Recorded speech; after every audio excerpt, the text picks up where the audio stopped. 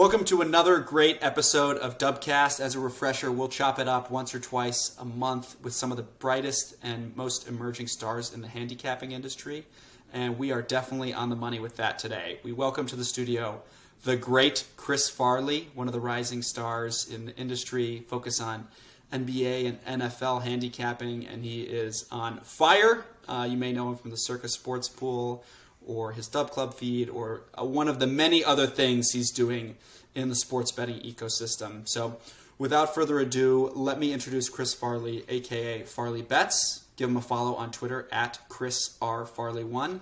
Chris, it's great to have you in the studio. Say hello to listeners at home. Yeah, thanks so much for having me, guys. This is I guess it's always a chaotic time in sports betting, but in the fall, especially with the NBA and the NFL and everything that I've going on this particular season, couldn't be busier, but I'm really happy I can create this time. We can all create this time because I know how busy you guys are. You guys are constantly hustling. That's what I appreciate about you guys. So glad to be here, man. I could talk anything about sports betting all day. So happy to talk about it here.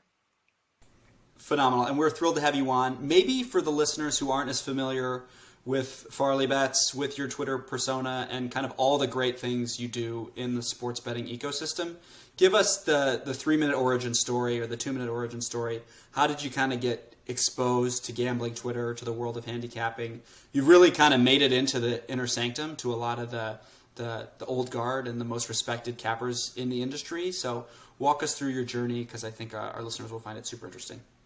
Yeah, I appreciate that. So I was born in the mid-'80s. I'm just kidding. I won't start that far back.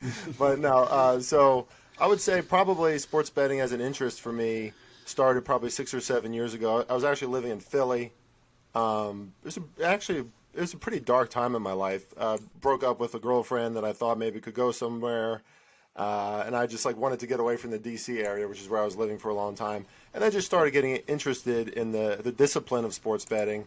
Did a lot of degenerate, action junkie type of things. Like, I distinctly remember an NBA halftime game where I think I put down like $1,000 on like a total or something, and I did not win that bet.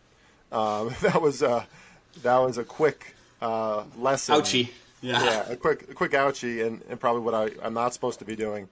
But that led to me wanting to learn more. Wanting to learn more about edges and angles and how these pro sports bettors actually get ahead on a consistent basis. And that just led to me listening to a ton of podcasts, reading a bunch of stuff. And then I started. I have a 9-to-5, so I was like, what is my dream and what do I really want to pursue? And little did I know it was right under me the whole time. It was what I already did every day, which is listening, consuming, and sports betting myself. And then about a year ago, I came onto the scene on Twitter and other social media outlets, and I reached out to Kiev O'Neill, who is the owner of the Odds Breakers, and I listened to him on a podcast that I listened to for about 10 years, and he was a guest on that podcast. It was called Bang the Book, and they were asking Kiev put out a message on the show, and he's like, if anybody's interested in writing for the Odds Breakers or just getting more into the betting industry, let me know, and you could become a writer here. So I reached out to him immediately on Twitter. I think that was January this past year. Kiev responded very kindly. We had a conversation. I was a little nervous, but I think he could tell my passion. And then from there, I started writing like 14 articles a week for the Odds Breakers, and I kind of broke into the industry because I had a 58% record in the NBA last year, which as you guys know, anything really over 54% is considered really, really good. So there's always some luck in there probably, but I really grinded and had a great year in the NBA. So that kind of put me on the scene a little bit, and I was able to get involved with some other things. Got to meet some of the handicappers that I really idolize, like Kyle Hunter, like Adam Burke, Kiev O'Neill himself. These guys are incredible. Chris in Vegas, who's been in the Circa contest over and over again and has actually given me advice this year, which is like I'm going back and forth on Twitter with Chris in Vegas. It's absolutely insane. So just being able to bump elbows with some of the best guys in the business and keep on going at the Odds Breakers. And, in this business, knowing the legitimate handicappers out there, I think is really important, just to learn from them and kind of get their blessing. So it's been an amazing 2021 for me, man. And hoping to keep this rocket ship going. We can't keep on hitting at 58% every year. We can't be at the top of Circa every year. That just doesn't happen.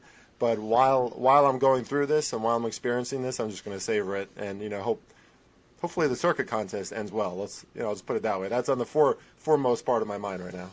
Yeah, let's jump directly there to talk about the Circa contest, and maybe before we do that, just some comments on your background. What's really unique about you is you have this amazing writing and depth of analysis skill set. You're clearly a very talented writer. I'm sure writing 14 articles a week has helped you kind of beef up that skill set. But you're also it's hard to find someone who delivers great analysis and written write-ups and is also hitting at the rates you're hitting, which is my segue into Circa. You're, I think, number 12 in the leaderboard, NFL Circa season-long challenge. So walk me through kind of what that is for the listeners who may not be familiar with the Circa challenge, and what the next steps there and how we can kind of follow you along in that journey. Yeah, sure, man. I appreciate that. So I'm not sure how long the Circa contest and Super contest have been around, but it's quite a long time. And so the Super contest and Circa Sports Million are basically like the Super Bowl of betting. I think the Circa contest, you could argue, has become the more prominent contest. There's more sharps in there. The payouts are better. But, yeah, so the Circa contest is every week you pick 5 games against the spread in the NFL. And then there's over 4,000 people who are competing this year, 4,086 in total. And the top 50 are awarded a cash prize. Right now we are 57, 27, and 1, which is 67%, I believe. We are in 12th place with 1 week to go, which is absurd. And I say we because totally I would be remiss not to mention my buddy Steve, who Steve Norman he's one of my best friends, and I knew that he was a really sharp NFL handicapper. So we joined forces at the start of the year, started an NFL podcast. I've had a podcast. It's called Laying the Points with FarleyBets, but we turned it into a weekly ATS pod talking about the NFL. And that process has helped us every week be confident in our plays. And, man, last week we had a 5-0 week, which pushed us from 22nd to 12th. So good timing there. And, and now we're in this final week. And, yeah, I mean, it's crazy because some of the best handicappers in the world are in this contest, and they're not nearly as far up in the rankings as we are. I mean, there are absolutely some fortunate things that happen throughout the year. You need that. By no means do Steve and I think that we're any better than those expert handicappers in there. Forget about that. We learn from them. But that being said, I think we have a great process. The way we talk it out during the process every week, we could be very honest with each other. And we challenge each other in different ways. Steve is extremely confident in all of his picks. I'm probably an overanalyzer. And then, we kind of get to like a median, and it's worked. So I think if we go 3-2 this week, Lewis, we'll probably be in a pretty good spot because this is I don't know how you guys feel about cursing on this, but this is a fucking tough week. The final week of the NFL season with all the resting and motivation and, putting COVID on top of that. And it's tough. It's really tough. So I think, if we go 4-1 or 5-0, it's going to be party central. But I just hope we do well this week, man. I appreciate you allowing me to talk about it. It's been a dream of mine to be in the Circa contest. So for the first time entering to be in this position it's fucking amazing. You touched on a lot there that I want to double click on. Something that's always interesting to our listeners is kind of the week of prep and the process and approach. And talk to me about how this podcast you're doing has kind of sharpened your focus, having another voice in the room to kind of be a contrarian or to poke holes at each other's logic has been valuable for you. I think that's super interesting as our listeners try to think about how they can become more disciplined, sharper bettors, because I think that's another kind of component of your style that sets you apart is the discipline, is the kind of humility, is the focus on fulsome fundamental analysis. So walk us through kind of the inputs that are leading to these amazing Circa outputs and how kind of, you don't have to give us too much of the secret sauce, but just the approach and the process would be great for us to talk about. Well, yeah. Well, I'll tell you straight off the bat. I'm not a model guy. I know. There's a lot of modeling out there, and there's a lot of savants in sports betting. Just a lot of brilliant people who can mathematically build all this stuff.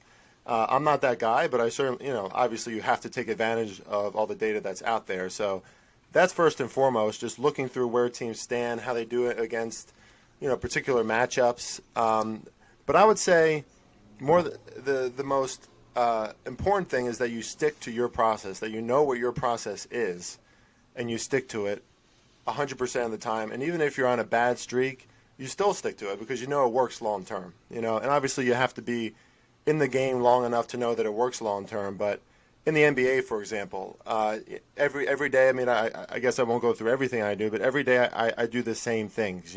I've probably only seen 5 or 6 NBA games this year. I mean, if you can believe it, right? So, but I look at box score analysis religiously, right? So previous matchups between two teams, what went right, what went wrong, why a team won, because maybe it's a phony loss, or maybe it's a very legit win. So you have to look back at how these teams have performed against each other in the past. That's true in football too, obviously, in every sport. And then I think just, aside from box score analysis and looking at all the data that's out there, you have to have a good handle, especially in the NBA, on the personalities and the team chemistry, and in the NBA in particular, how the star affects their team. A team like the Nets, without getting into too much detail, a team like the Nets is a great example of a team that on paper has all the star power in the world, but the fluidity of how they work as a team is absolutely not always there, and they really disappoint all the time. And there are spots where you can start to predict that, and you do have ways to measure that, right? Like you should be setting your own lines every single day.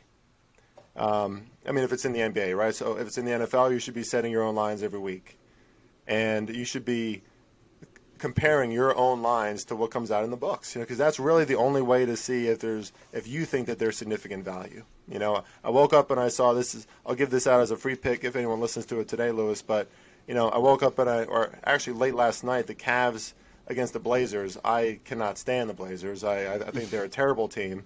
And they've been playing without Lillard and C.J. McCollum. And now the Cavs, the Cavs who are the best ATS team in the NBA, they're getting better and better. They're getting much healthier. They were only 4.5-point favorites going to Portland today. And I know they're in Portland, so that's not a great spot. But immediately, I knew that line was off, right? Because I would have that about -8 for the Cavs. So I took it late last night. It's already up to -5.5 or 6. So in most sports, too, getting those early lines is really, really important. It's really tough in the NBA with COVID and all the constancy of the changes. These teams can announce somebody being out like 5 minutes before the game, and then everybody's pissed off. I've definitely been through that. But still, in general, getting those early lines, doing your early research, and sticking to your process is the most important thing. And one last thing to add is for me, since I am a writer, and I appreciate you mentioning that, Lewis, I was a writer before I was a sports bettor, so I like to write things out to clarify it in my head. And if I write it out and it ends up not sounding right or not sounding very fluid or that it builds in the right way, then maybe I play off of it.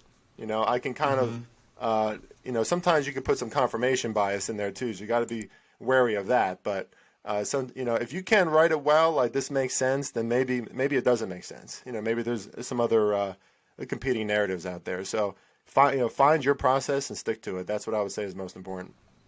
Super interesting. I know, and a good segue for what I want to talk about now, which, like you said, NBA is a personality league. NBA is a rest league for a lot of stars. NBA is a COVID league right now. All that being said, you are crushing it in the NBA. I think I have this right, where you're 18-6 in your last 8 days in the NBA. Yeah, 18-7 after the Celtics last night. That was horrendous, but yes. Yeah, that was kind of an insane game. Yeah. But a story for another day. Yeah. And given that you're kind of trying to get out ahead of lines and find value with the process you just described, how are you continuing to find success given all the uncertainty and the late, switches, swaps? Is it really just about knowing kind of the scratches before they happen, or do you think there's something more underneath the hood here? Yeah, I mean, there's not a lot of good things about COVID, obviously, but if somebody is announced with COVID protocols, you can anticipate that they're going to be out for at least, I guess, a week or two. Sure. when it happens that day, that sucks, because Yeah. sometimes it happens like at 2 p.m. and you've already made your bet. I mean, there's really no way around that. I would still stick to getting those early lines. You're going to get crushed every now and then. And the market, I will say, the NBA market has been off. I mean, it's had to adjust tremendously. The year it started off with a ton of unders hitting. Players didn't seem like they were very, they were kind of out of shape a little. It just seemed that way. They're playing slow, a lot of fouls, a lot of sloppy play. Now the totals are going way over again. We're seeing a shift in that, just like the regular NBA that we're used to. But yeah, I would say, be careful about the market. Just wait and see what the market is doing sometimes first. If you're unsure about something, don't take it. I often wake up and I immediately, like if there's like an 8-game slate in the NBA, I almost immediately knock off like 3 to 4 picks because something about it is off for me or the number's dead on. And that's a big part of it too, is just being okay with, immediately trusting your gut because there's a lot of research about that. I don't know if you guys ever read the book Blink by Malcolm Gladwell, but that kind of gets into that too. Is like our instincts, our impulses are actually based off of a ton of historical data. So if you're doing this long enough and something smells fishy, maybe just avoid that game because it's not just an impulse; it's your brain telling you something is off. So I think I've done a lot of that. I've done a good job at staying away from the games that are dangerous. If there's a lot of COVID injuries or if like injuries are up in the air, I just stay away from those. And the games that I've attacked, even though the line has been way off, I've almost always lost. So, because, I should follow the other side and trust that the line is suggesting something. But instead I'm like, no, this line is, maybe that's the Cavs tonight. I don't know. But I don't think that's the Cavs case because the Portland Trailblazers just get way too much love. But yeah, I would just say, I know it's kind of an ambiguous way to answer, but, proceed with caution. And be okay with not playing everything. This sports betting is something where even if you have one play on a Friday, or if you have 0 plays on a Friday, sometimes that's the best way to make money because you're keeping your money and you're maximizing it for a much better bet that you feel a lot better about. So I think I've done a good job of not taking the wrong bets. And so far, 56%. Not quite 58%, but that would be really tough to hit 58% every year. I'll take 56% for now, especially with all the shit going on with COVID and everything else. Totally. 56 pays the bills. And Yeah. and this entire talk track 100% jives with my brain when we're talking about NBA, ton of games, action every night of the week, long season, a lot of bullets. So totally makes sense. But what's probably even more impressive to me is the fact that you're having this success in the NBA, coupled with your success ATS in the NFL, where you are mandated to take 5 plays every week in the Circa Sports Challenge. So that's clearly, a different problem set, right? A different kind of, all right, it's not okay to sit out this Sunday and say, I'm not going to have a play. So it's very impressive and a credit to kind of, I think at the end of the day, what it probably comes down to is trusting the distinct process in each league, like you said, and sticking to the process. But very interesting. There's always a lot of factors to take in. And I will say, just in full honesty, my own personal plays in the NFL, I'm up 17 units, probably hitting 52 to 53%. But that's an example. I've taken too many NFL games this year personally, but Circa has made us, made me and made Steve and I take only our best plays, and we're hitting at 67%. So that should tell people, I know it's really hard. I mean, when there's a Sunday and you got a full slate of games, there's nothing better, in America than, you got beer, you got fucking pizza, you got your friends, and you got 20 bets on the line. I get it. But if you go about it the Circa way, right, like your favorite 5 picks, I think that'll probably work better because you're feeling a lot more strong. I mean, you have to choose only 5 games, even if you like 9. Not picking the games you're not as sure about is a huge part of this deal. Totally. And that's great advice for people who are, a lot of our listeners are super avid recreational bettors, trying to get sharper, trying to become more process oriented. You do a ton of kind of media content for those kinds of folks. Would love to kind of hear about all the great stuff you're doing with SWU and odds breakers and all the other, in this Wild West world we're living in with legalized sports betting and this, kind of, what's the word, kind of flowing waterfall of new people entering the market and trying to get smart. And you're definitely, in this Wild West land grab, your name is in a lot of different places. And it's, would love to kind of both get your perspective on why that's a good use of your time, trying to make subscribers sharper, more educated, etc., and just take a few minutes to kind of brag on all the great work you're doing in the different avenues. Yeah, I appreciate that, man. First of all, of course, I'm grateful for anyone giving me credit for anything. I must say, though, that I'm extremely passionate about sports betting. I love it. I'm consuming it all the time, so I really don't feel as if it's work. Mm-hmm. Anybody out there, if you can find that, stick with it, because that's a rare thing. So I'll start with that. But for me, the odds breakers is the mecca because that's where I started, and I'll probably always be there in some sense because I'm so grateful to Kiev, who is the odds breaker himself, for letting me right there and kind of get on the scene. So check out theoddsbreakers.com. We have a ton of really sharp writers there, giving out free plays all the time in every sport you can imagine. Golf, fighting, racing, anything you can imagine, and of course all the major sports as well.